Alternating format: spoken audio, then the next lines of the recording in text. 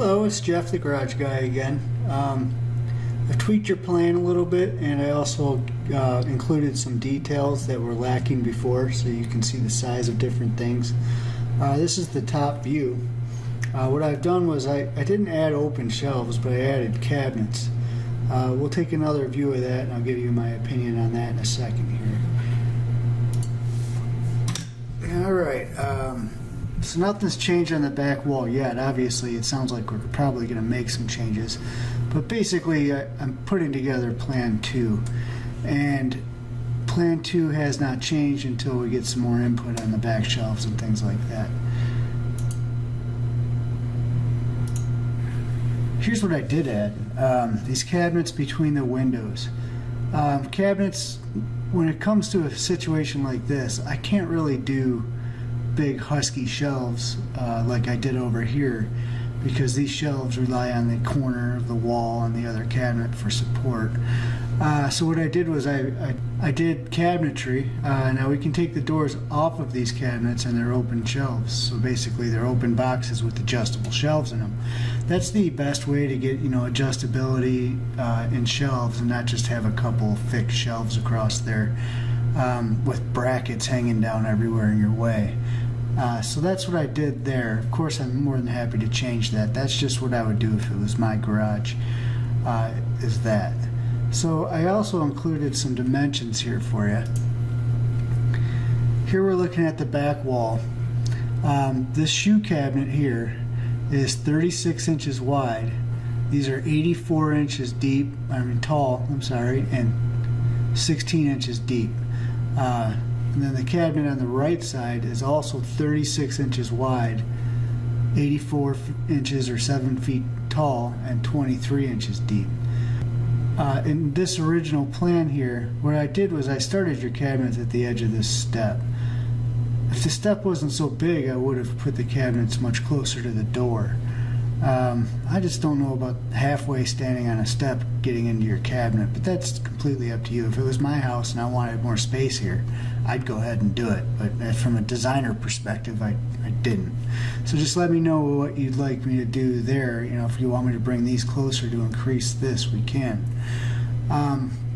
Back to the dimensions, we have the 36-inch wide cabinet here, and then these the shelving system here is 106.5.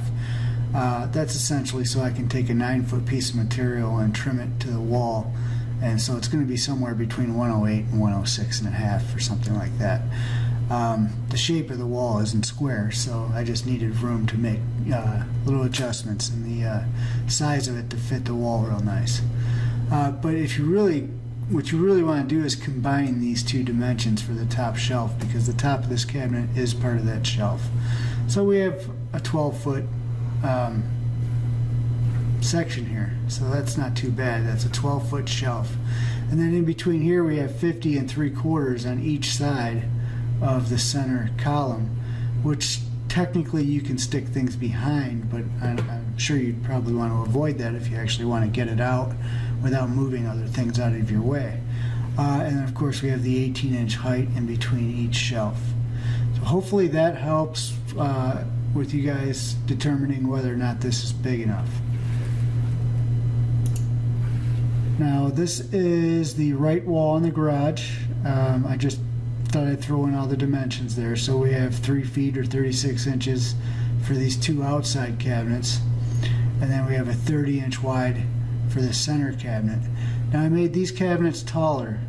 I made these 45 inches tall because it's real easy to put a step stool down here and reach up a little higher, as opposed to the other side of the garage where there's a counter in the way. So these are really big cabinets here. We could probably go 16 inches deep, but that's something that you guys are going to want to take a tape measure to, or stand in the garage and get a feel of whether or not that's going to stick out at you too far. It very well may make it very uncomfortable to get out of the car. Perhaps anything here might make it uncomfortable to open the passenger side door, if that matters.